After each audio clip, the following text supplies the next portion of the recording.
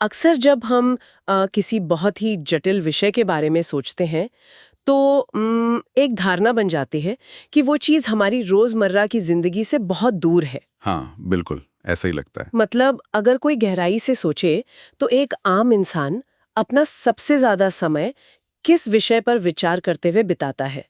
क्या कोई आराम से बैठकर इतिहास के किसी पुराने युद्ध का विश्लेषण करता है? जी नहीं, मुझे तो नहीं लगता। या फिर भूगोल के बारे में सोचता है कि कौन सी नदी किस समुद्र में गिरती है? शायद नहीं। हकीकत ये है कि इंसान अपना 90% से भी ज्यादा समय अपनी आमदनी, अपने खर्चों और अपनी आर्थिक स्थिति को सुरक्षित करने के बारे में सोचने में बिताता है। एकदम सही बात है। तो देखा जाए तो अर्थशास्त्र हमारे खून में है। ये कोई बाहरी विषय नहीं है, बल्कि हमारे हर फैसले का आधार है। ये एक बहुत ही सटीक अवलोकन है। मतलब हम सांस लेने के बाद जिस चीज़ का सबसे ज़्यादा अभ्यास करते हैं ना, वो आर्थिक निर्णय लेना ही है। हाँ। लेकिन विडंबना देखिए कि जब यही चीज़ एक विषय के रूप में सामने आती है, तो एक अजीब-सी घबराहट पैदा हो जाती है। लोग दिन रात अपनी खुद की अर्थव्यवस्था को मजबूत करने के लिए संघर्ष करते हैं, लेकिन लेकिन अर्थशास्त्र की किताबों का नाम सुनते ही डर जाते हैं। बिल्कुल, उन्हें लगता है कि ये कोई रहस्यमयी पहेली है, हम्म। जिसे समझना उनके बस की बात नहीं। और आज के इस डीप डाइव का मुख्य उद्देश्य उसी पहेली के पुर्जे खोलना है। आज की हमारी ये चर्चा एग्जाम वेदा अकेडमी यूट्यूब चैनल के एक बहुत ही शानदार वीडियो पर आधारित है। हाँ, वो वीडियो वाक़ई काफ़ी इंसाइटफुल है। जी। और एक बात साफ कर दूं कि ये कंटेंट सिर्फ जनरल नॉलेज के लिए ही नहीं, बल्कि यूपीएससी, यूपीपीएससी, एसएससी, सीजीएल और बीपीएससी जैसे सभी कॉम्पिटिटिव एग्जाम्स के लिए बहुत यूजफुल रहेगा। तो जो लोग तैयारी कर रहे हैं, उनके लिए तो ये एक तरह से बेसिक्स का खजाना है। एकदम सही। और अगर सुनने वालों को ये वीडियो या चर्चा अच्छी लगे तो वीडियो को लाइक करें, शेयर करें और चैनल को सब्सक्राइब जरूर करें। तो चलिए बिना किसी देरी के शुरू करते हैं। बिल्कुल। चलिए उन बुनियादी उलझनों से पर्दा उठाते हैं, जो अक्सर लोगों को भ्रमित करती हैं। तो सबसे पहले इसी सवाल पर आते हैं। अक्सर बातचीत में लोग इकोनॉमिक्स और इकोनॉमी शब्द का इस्तेमाल एक ही अर्थ में कर लेते हैं। ऐसा लगता है कि दोनों पर्यायवाची हैं। ये बहुत ही आम धारणा है। लेकिन अगर हम इसके तंत्र को समझें, तो इन दोनों के बीच एक बहुत गहरी और स्पष्ट रेखा है। अच्छा। हाँ, अगर हम बिल्कुल बुनियादी स्तर पर जाएं, तो इकोनॉमिक्स शब्द की जड़ें ग्रीक भाषा में हैं, जिसका अर्थ होता है संसाधनों का प्रबंधन, यानी management of resources. Management of resources. तो जब कोई संसाधन शब्द सुनता है तो स्वाभाविक रूप से दिमाग में क्या आता है? वही जो ज्यादातर लोग सोचते हैं। मतलब अगर कोई मुझसे पूछे तो संसाधन का मतलब है पैसा, बैंक बैलेंस, जमीन, सोना, संपत्तियां या फैक्ट्रियां, यही सब ना? जाहिर है, भौतिक संपत्तियां इसका एक बड़ा हिस्सा हैं, लेकिन अर्थशास्त्र के नजरिए से इसमें एक ऐसा संसाधन भी शामिल है जिसे हम अक्सर अनदेखा कर देते हैं, वो क्या है? और वो है समय। समय? जी हाँ, समय। समय भी एक अत्यंत मूल्यवान संसाधन है।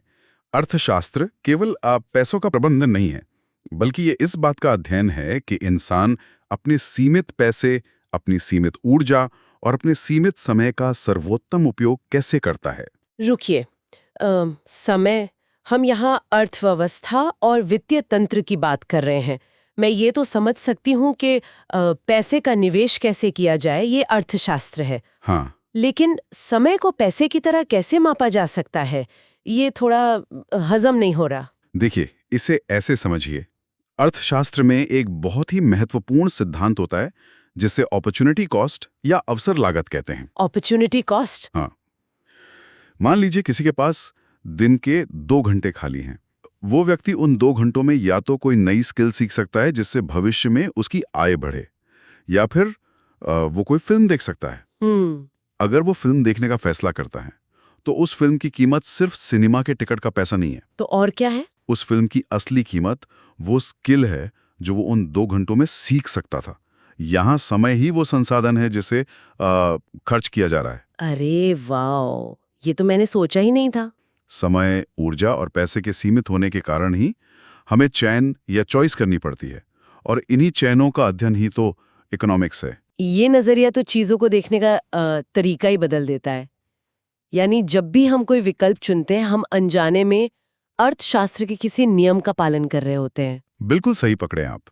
लेकिन फिर वो दूसरी बात, इकोनॉमी क्या है? अगर इकोनॉमिक्स ये सब है तो इकोनॉमी को हम कहाँ रखेंगे? तो देखिए, अगर इकोनॉमिक्स यानी अर्थशास्त्र एक विषय है, तो इकोनॉमी यानी अर्थव्यवस्था उसकी प्रयोगशाला है। प्रयोगशाला मतलब असली दुनिया में उसका लागू होना। जी, अर्थशास्त्र एक ऐसी किताब है जहां सिद्धांत, नियम और फॉर्मूले मौजूद हैं, जैसे जीडीपी का फॉर्मूला क्या होगा या मांग और आपूर्ति के बीच क्या रिश्ता होगा, महंगाई कैसे काम करेगी, ये सब इकोनॉमिक्स की थ्योरी है। लेकिन ये फॉर्मूले कागज पर तो अर्थव्यवस्था नहीं चलाते ना। हाँ, कागज पर लिखे फॉर्मूले से तो किसी का पेट नहीं भरता। हाँ, बोले जमीन पर उतारना पड़ेगा। ठीक कहा। तो जब हम उन किताबी सिद्धांतों को किसी एक निश्चित भौगोलिक क्षेत्र में असली लोगों और असली बाजारों के बीच लागू करते हैं, तो उस सक्रिय प्रणाली को इकोनॉमी कहते हैं। अच्छा, तो ये है फर्क। हाँ, उदाहरण के लिए जब अर्थशास्त्र के सिद्धांत भारत की सीमाओं के भीतर लागू होते हैं, तो हम उसे इंडियन इकोनॉमी कहते हैं। अमेरिका में लागू होने पर वो अमेरिकन इकोनॉमी बन जाती है। मतलब इकोनॉमिक्स थ्योरी है और इकोनॉमी उसका व्यावहारिक रूप। एकदम सही। तो अगर मैं इसे किसी रोजमर्रा की चीज से जोड़कर देखूं, तो ये कुछ हमारी भाषा और व्याकरण जैसा है ना? हाँ। वो कैसे? देखिए, हम रोज धड़ल्ले से हिंदी बोलते हैं। हमें पता है कि अपनी बात कैसे समझानी है। ये हमारी इकोनॉमी है जो रोज काम कर रही है। बहुत बढ़िया। लेकिन अगर अचानक कोई आकर हमसे हिंदी व्याकरण के जटिल नियम पूछ लें, संज्ञा या सर्वनाम के भेद पूछ लें, तो हम डर जाते हैं। तो वो व्याकरण हमारी इकोनॉमिक्स है। क्या बात है। ये तुलना तो इसके पीछे के मनोविज्ञान को बहुत अच्छी तरह से समझाती है ना? बिल्कुल। हम सभी व्यावहारिक रूप से अर्थशास्त्री हैं।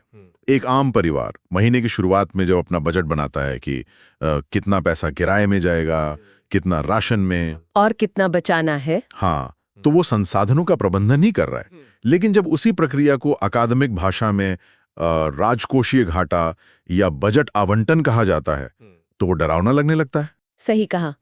तो अगर हम सभी अनजाने में अर्थशास्त्र का अभ्यास कर ही रहे हैं, तो इस विषय को एक व्यवस्थित आकार किसने दिया? ये एक ऐतिहासिक सवाल है। मतलब वो कौन था जिसने सबसे पहले ये सोचा कि इंसानों के इस रोजमर्रा के लेन देन और मोल भाव को एक विज्ञान का रूप दिया जा सकता है? देखिए, अर्थशास्त्र को एक आधुनिक विषय के रूप में स्थापित करने का पूरा श्रेय मुख्य रूप से एडम स्मिथ को जाता है। Adam Smith? जी, उन्हें अक्सर अर्थशास्त्र का जनक या फादर ऑफ इकोनॉमिक्स कहा जाता है। उन्होंने 1776 में एक बेहद प्रभावशाली किताब लिखी थी जिसका नाम था द वेल्थ ऑफ नेशंस। अच्छा, मैंने द वेल्थ ऑफ नेशंस का नाम इतिहास और राजनीति विज्ञान की चर्चाओं में भी काफी सुना है। हाँ, वो बहुत मशहूर किताब है। लेकिन एडम स्मिथ ने ऐसा क्या लिख दिया था जिसने उन्हें अर्थशास्त्र का जनक बना दिया? मतलब उससे पहले भी तो राजा महाराजा व्यापार करते ही थे, सोने के सिक्के चलते ही थे। में कितना सोना या चांदी जमा है, इसलिए देश हमेशा अपना सोना बचाने और दूसरों का लूटने में लगे रहते थे। राइट। लेकिन एडम स्मिथ ने आकर इस धारणा को तोड़ दिया। तो उन्होंने क्या नया बताया? उन्होंने तर्क दिया कि किसी देश की असली संपत्ति उसका जमा किया हुआ सोना नहीं है, बल्कि उसके लोगों द्वारा पैदा की जाने वाली वस्तुएं और सेवाएं हैं। उनकी उत्पादन क्षमता ही असली धन है। मतलब तिजोरी में बंद सोना अर्थव्यवस्था नहीं है, बल्कि वो मशीन जो लगातार कपड़े बना रही है या वो खेत जो अनाज उगा रहा है, वो असली संपत्ति है। बिल्कुल। और इसी के साथ उन्होंने एक और बहुत बड़ा सिद्धांत दिया जिसे इनविजिबल हैंड या अदृश्य हाथ कहा जाता है। अदृश्य हाथ, ये क्या होता है? वे पूंजीवादी विचारधारा के प्रबल समर्थक थे। उनका मानना था कि अगर लोगों को अपने स्वार्थ या अपने फायदे के लिए स्वतंत्र रूप से काम करने दिया जाए, तो एक अदृश्य हाथ पूरे समाज का भला कर देता है। ये कैसे संभव है? अगर हर इंसान सिर्फ अपना फायदा देखेगा, तो समाज का भला कैसे होगा? ये तो एकदम विरोधाभासी लगता है। सुनने में ऐसा लगता है। हाँ। लेकिन इसके पीछे का तंत्र बहुत तार्किक है। उदाहरण के लिए, एक बेकर या रोटी बनाने वाला सुबह उठकर ताज़ा ब्रेड इसलिए नहीं बनाता क्योंकि उसे समाज पर कोई एहसान करना है। जाहिर है, वो पैसे कमाने के लिए बनाता है। बिल्कुल। वो ब्रेड इसलिए बनाता है ताकि वो उसे बेचकर मुनाफा कमा सके। वो अपना फायदा देख रहा है। हाँ। लेकिन उसके स्वार्थ के कारण पूरे मोहल्ले को सुबह सुबह ताज़ा नाश्ता मिल जाता है। इसी तरह मुनाफा कमाने के चक्कर में व्यापारी अच्छी से अच्छी चीजें बनाते हैं, जिससे अंततः ग्राहकों का ही जीवन स्तर सुधरता है। इसमें दिमाग के तार खोलने वाला विचार है। मतलब स्वार्थ कैसे समाज की सेवा में बदल जाता है, ये देखना बहुत दिलचस्प है। हाँ, एडम स्मिथ का यही इनविजिबल हैंड का सिद्धांत आज की आधुनिक पूंजीवादी अर्थव्यवस्था की नींव है। बहुत खूब। लेकिन जब हम एडम स्मिथ के इस अर्थशास्त्र को पढ़ते हैं तो अक्सर दो भारी भरकम शब्द सामने आते हैं, कौन से शब्द? माइक्रो इकोनॉमिक्स और मैक्रो इकोनॉमिक्स। ये शब्द ऐसे लगते हैं जैसे हम अर्थशास्त्र नहीं, किसी साइंस लैब के माइक्रोस्कोप की बात कर रहे हो। शब्दों की उत्पत्ति कुछ वैसी ही है। माइक्रो का अर्थ है बहुत छोटा और मैक्रो का अर्थ है बड़ा या व्यापक। अर्थशास्त्र को मुख्य रूप से इन्हीं दो शाखाओं में बांटा गया है ताकि अध्ययन करना आसान हो सके। तो माइक्रो में हम क्या अध्ययन करते हैं? जब हम माइक्रो इकोनॉमिक्स की बात करते हैं तो हम अर्थव्यवस्था को व्यक्तिगत या बहुत छोटे स्तर पर देखते हैं। अच्छा। किसी एक इंसान की आय, एक परिवार का खर्च या बाजार में किसी एक विशेष उत्पाद की मांग का अध्ययन माइक्रो के अंतर्गत आता है। अगर मैं किसी एक कंपनी की बात करूं तो मतलब मान लीजिए रिलायंस या टाटा जैसी कोई विशाल कंपनी, हाँ, उसमें लाखों लोग काम करते हैं, उनका टर्नओवर कई देशों की जीडीपी से भी बड़ा है, तो क्या वो माइक्रो इकोनॉमिक्स होगा या मैक्रो? क्योंकि कंपनी तो एक है लेकिन उसका आकार बहुत विशाल है। ये एक बहुत ही शानदार उलझन है जहां अक्सर लोग गलती करते हैं। अच्छा। जी, कंपनी चाहे कितनी भी विशाल क्यों ना हो, रिलायंस हो या एप्पल, अगर हम सिर्फ उस एक कंपनी के मुनाफे, उसके उत्पादन या उसकी नीतियों का अध्ययन कर रहे हैं तो वो माइक्रो इकोनॉमिक्स ही कहलाएगा। ओहो, मतलब साइज से फर्क नहीं पड़ता? बिल्कुल नहीं, क्योंकि वो अर्थव्यवस्था की एक अकेली इकाई है। मैक्रो इकोनॉमिक्स में हम कभी किसी एक कंपनी की बात नहीं करते। तो फिर मैक्रो इकोनॉमिक्स में क्या आता है? मैक्रो में हम पूरे राष्ट्र को एक इकाई मान लेते हैं। पूरे देश को एक साथ? जी हाँ, जब हम बात करते हैं कि पूरे देश की राष्ट्रीय आय क्या है, पूरे देश में बेरोजगारी की दर क्या है, देश का आम बजट कैसा है, या महंगाई जो हर कंपनी और हर इंसान को प्रभावित कर रही है वो किस दर से बढ़ रही है, या फिर भुगतान संतुलन की स्थिति क्या है, जिसमें पूरे देश का बाकी दुनिया के साथ आयात निर्यात देखा जाता है। बिल्कुल सही। ये सब व्यापक अर्थशास्त्र या मैक्रो इकोनॉमिक्स है। मतलब अगर मैं इसे समझने की कोशिश करूं तो क्या ये ऐसा है कि मैं किसी जंगल में खड़ी हूं, अगर मैं सिर्फ एक पेड़ को देख रही हूं, उसकी जड़ों की जांच कर रही हूं कि उसमें पानी जा रहा है या नहीं, उसके पत्ते कैसे हैं, तो वो माइक्रो है। हाँ, बिल्कुल। भले ही वो पेड़ जंगल का सबसे विशाल बरगद का पेड़ क्यों ना हो। हाँ, लेकिन अगर मैं पूरे जंगल की नमी, वहां की मिट्टी का संतुलन या पूरे जंगल के पारिस्थितिकी तंत्र का अध्ययन कर रही हूँ तो वो मैक्रो है। अरे वाह, ये रूपक तो पूरी तरह से सटीक है। एक बरगद का पेड़ चाहे कितना भी बड़ा हो, वो जंगल नहीं है। हाँ। दोनों का अध्ययन जरूरी है। अगर पेड़ बीमार होंगे तो जंगल स्वस्थ नहीं रह सकता, और अगर जंगल के पर्यावरण में ही खराबी है तो पेड़ पनप नहीं सकते। सही बात है। इसलिए माइक्रो और मैक्रो दोनों एक दूसरे पर निर्भर हैं, लेकिन दोनों को जांचने के पैमाने बिल्कुल अलग हैं। ये अंतर तो अब हमेशा के लिए स्पष्ट हो गया। हमने ये तो समझ लिया कि अर्थशास्त्र काम कैसे करता है और इसे देखा कैसे जाता है। जी। लेकिन अब मैं इस चर्चा को थोड़ा और जमीनी स्तर पर लाना चाहती हूँ। किताबों और सिद्धांतों से हटकर अगर मैं पूछूं कि असल में किसी देश में दौलत या पैसा आता कहाँ से है? ये एक बहुत ही व्यावहारिक सवाल है। वो कौन सा तंत्र है जहां ये सारा पैसा जनरेट होता है? जब हम इस सवाल के पर आते हैं कि पैसा कहाँ से आ रहा है और लोग काम क्या कर रहे हैं, तो हमें अर्थव्यवस्था के क्षेत्रों यानी सेक्टर्स ऑफ इकोनॉमी को समझना पड़ता है। Sectors of economy? हाँ, किसी भी अर्थव्यवस्था को मुख्य रूप से 3 क्षेत्रों में बांटा जाता है, और इसे समझने का सबसे बेहतरीन तरीका है एक साधारण परिवार का उदाहरण लेना। चलिए लेते हैं।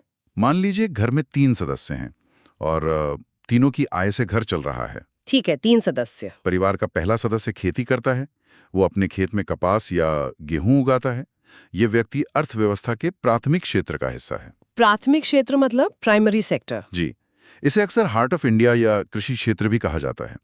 प्राथमिक क्षेत्र की खासियत यह है कि यहाँ हम प्रकृति से सीधे कच्चा माल निकालते हैं। सिर्फ खेती ही नहीं, पशुपालन, मछली पकड़ना या जमीन खोदकर कोयला और लोहा निकालना भी इसी क्षेत्र में आता है। अच्छा, माइनिंग भी इसी में आती है? बिल्कुल, क्योंकि यहाँ इंसान सीधे प्रकृति के संसाधनों का दोहन कर रहा है। यानी जहां भी प्रकृति पहला उत्पाद दे रही है वो प्राइमरी सेक्टर है। एकदम सही। लेकिन अब जो कपास उस किसान ने उगाया है उसे सीधा पहना तो नहीं जा सकता ना, उसे कपड़े में बदलना पड़ेगा ना। और यहीं परिवार के दूसरे सदस्य की भूमिका आती है। वो क्या करता है? वो दूसरा सदस्य एक फैक्ट्री में काम करता है। उस फैक्ट्री में प्राथमिक क्षेत्र से आया हुआ कच्चा माल मशीनों के जरिए प्रोसेस किया जाता है। कपास को धागे में और धागे को एक सुंदर शर्ट में बदला जाता है, या खदान से निकले लोहे को पिघलाकर उससे कार बनाई जाती है। ये द्वितीय क्षेत्र या विनिर्माण क्षेत्र है, मैन्युफैक्चरिंग सेक्टर। अब यहाँ मुझे एक चीज समझनी है। जी पूछिए। अर्थशास्त्र में ऐसा क्यों कहा जाता है कि कोई देश तभी तेजी से अमीर बन सकता है जब उसका मैन्युफैक्चरिंग या द्वितीय क्षेत्र बहुत मजबूत हो? कृषि से देश अमीर क्यों नहीं हो पाते? इसके पीछे जो तंत्र काम करता है उसे मूल्यवर्धन या वैल्यू एडिशन कहते हैं। वैल्यू एडिशन, हाँ। जब किसान कच्चा कपास बेचता है तो उसे उसकी बहुत कम कीमत मिलती है, लेकिन जब विनिर्माण क्षेत्र उस कपास पर अपनी तकनीक और मेहनत लगाता है तो वो उसे एक ब्रांडेड शर्ट में बदल देता है। सही कह रहे हैं। 100 रुपए के कपास की कीमत फैक्ट्री से बाहर आते आते 2000 रुपए की शर्ट में बदल जाती है। ये जो 1900 रुपए का मूल्य जुड़ा, ये विनिर्माण क्षेत्र की ताकत है। अरे हाँ, ये तो बहुत बड़ा अंतर है। चीन जैसे देशों ने इसी वैल्यू एडिशन के जरिए अपनी अर्थव्यवस्था को इतनी तेजी से बढ़ाया है। कच्चे माल का रूप बदलकर उसे कई गुना महंगा बेचना ही द्वितीय क्षेत्र का मुख्य काम है। ये तो बहुत ही तार्किक बात है। अब उस तीसरे सदस्य पर आते हैं। हमने खेत देख लिया, फैक्ट्री देख ली, तीसरा सदस्य क्या कर रहा है? परिवार का तीसरा सदस्य मान लीजिए एक बैंक में कर्मचारी है, या एक शिक्षक है, या फिर कोई ट्रक ड्राइवर है। ये तृतीय क्षेत्र का हिस्सा है, जिसे सर्विस सेक्टर या सेवा क्षेत्र भी कहा जाता है। इस क्षेत्र की सबसे अनोखी बात यह है कि यहाँ किसी भौतिक वस्तु का निर्माण नहीं होता। मतलब कोई नई चीज नहीं बन रही है जिसे आप छू सकें। बिल्कुल। जब आप बैंक जाते हैं और अपना पैसा जमा करते हैं तो मैनेजर आपको कोई डब्बा पैक करके नहीं देता। हाँ, वो तो है। वो आपको एक सेवा दे रहा है। इसी तरह वो ट्रक ड्राइवर जो फैक्ट्री से शर्ट को बाजार तक पहुंचा रहा है, वो शर्ट नहीं बना रहा, वो यातायात की सेवा दे रहा है। समझ गए। इंटरनेट सेवा, शिक्षा, स्वास्थ्य और कॉल सेंटर, ये सब तृतीय क्षेत्र में आते हैं। अब यहाँ एक ऐसा आंकड़ा सामने आता है जो किसी को भी चौंका सकता है। कौन सा आंकड़ा? जब हम इन तीनों क्षेत्रों को भारतीय अर्थव्यवस्था के चश्मे से देखते हैं तो एक बहुत बड़ा विरोधाभास नजर आता है। हाँ, मैं समझ रहा हूँ आप किस तरफ इशारा कर रही हैं। अगर रोजगार की बात की जाए तो आज भी देश की सबसे बड़ी आबादी प्राथमिक क्षेत्र यानी कृषि पर निर्भर है। सबसे ज्यादा लोग खेतों में काम कर रहे हैं। जी बिल्कुल। लेकिन जब बात आती है कि अर्थव्यवस्था में सबसे ज्यादा आमदनी या दौलत कहाँ से आ रही है, तो वो कृषि से नहीं आ रही। ये भारतीय अर्थव्यवस्था की सबसे बड़ी सच्चाई है और सबसे बड़ी चुनौती भी। जीडीपी में सबसे ज्यादा पैसा तृतीय क्षेत्र यानी सेवा क्षेत्र से आ रहा है।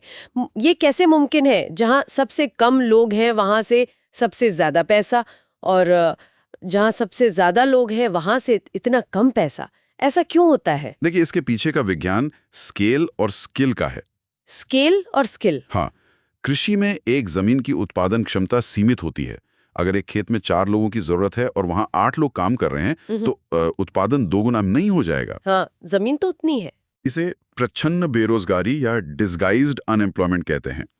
वो लोग बस काम करते हुए दिख रहे हैं लेकिन कोई नया मूल्य नहीं जोड़ रहे। दूसरी तरफ सेवा क्षेत्र में, विशेषकर आईटी या बैंकिंग में, एक अकेला व्यक्ति सॉफ्टवेयर बनाकर या वित्तीय विश्लेषण करके करोड़ों रुपए का मूल्य पैदा कर सकता है। अच्छा, तो मतलब एक इंसान का इम्पैक्ट बहुत बड़ा हो सकता है। बिल्कुल। सेवा क्षेत्र में शारीरिक मेहनत से ज्यादा दिमागी कौशल की कीमत है, इसलिए वहां प्रति व्यक्ति आय बहुत अधिक होती है। ये विश्लेषण तो इस पूरी संरचना को बहुत साफ कर देता है। यानी भारत में बहुत सारे लोग ऐसा काम कर रहे हैं जहां मूल्यवर्धन की गुंजाइश कम है। हाँ। और बहुत कम लोग ऐसा काम कर रहे हैं जहां मूल्यवर्धन की गुंजाइश असीमित है। सटीक शब्दों में यही वास्तविकता है। कार्यबल और आय के बीच का ये असंतुलन ही किसी भी विकासशील देश की सबसे बड़ी पहेली होता है। तो आज के इस डीप डाइव में हमने कई परतों को खोला। हमने देखा कि कैसे संसाधनों, विशेषकर समय और पैसे का प्रबंधन ही इकोनॉमिक्स का मूल है। जी हाँ। कैसे ये विषय किताबों से निकलकर इकोनॉमी के रूप में हमारे जीवन को प्रभावित करता है। एडम स्मिथ के अदृश्य हाथ ने हमें स्वार्थ और समाज के बीच का संबंध समझाया। और हमने माइक्रो और मैक्रो के जरिए पेड़ और जंगल का फर्क भी जाना। बिल्कुल। और अंततः प्राथमिक, द्वितीयक और तृतीयक क्षेत्रों के माध्यम से ये समझा कि अर्थव्यवस्था की नींव क्या है और देश का पैसा कहाँ बनता है और कैसे बढ़ता है। और इन सभी कड़ियों को जोड़कर देखने पर ही हमें अर्थव्यवस्था की पूरी तस्वीर नजर आती है। लेकिन इस चर्चा को समाप्त करने से पहले एक ऐसा विचार है जो किसी को भी भविष्य के बारे में सोचने पर मजबूर कर देगा। वो क्या है? हमने अभी बात की कि हमारा सेवा क्षेत्र सबसे ज्यादा पैसा बना रहा है क्योंकि वहाँ दिमागी कौशल का इस्तेमाल होता है, जैसे कोडिंग, विश्लेषण या बैंकिंग। जी हाँ, बिल्कुल। बेहतर दे सकता है। अगर सेवा क्षेत्र, जो अर्थव्यवस्था का इंजन बना हुआ है, वो पूरी तरह से ऑटोमेट हो गया तो क्या होगा? क्या ये उन कुशल लोगों को वापस विनिर्माण या आधुनिक कृषि की तरफ धकेल देगा? अगर ऐसा हुआ तो क्या अर्थव्यवस्था का ये पूरा पिरामिड उल्टा नहीं हो जाएगा? ये एक बेहद प्रासंगिक और भविष्य की दिशा तय करने वाला सवाल है। तकनीक और अर्थव्यवस्था का ये टकराव आने वाले समय में अर्थशास्त्र की किताबों को फिर से लिखने पर मजबूर कर सकता है। और शायद यही वो सवाल है जिसके साथ आज हमें इस विश्लेषण को यहीं विराम देना चाहिए। बिल्कुल। अर्थशास्त्र सिर्फ किताबी थ्योरी नहीं है, ये लगातार बदलता हुआ एक ऐसा चक्र है जिसका हर पहिया हमारे भविष्य से जुड़ा है। तो अपने आसपास के आर्थिक फैसलों को इसी नजरिए से देखते रहें। जी। आज की इस चर्चा में जुड़ने के लिए धन्यवाद। फिर मिलेंगे एक नए विषय और एक नई गहराई के साथ।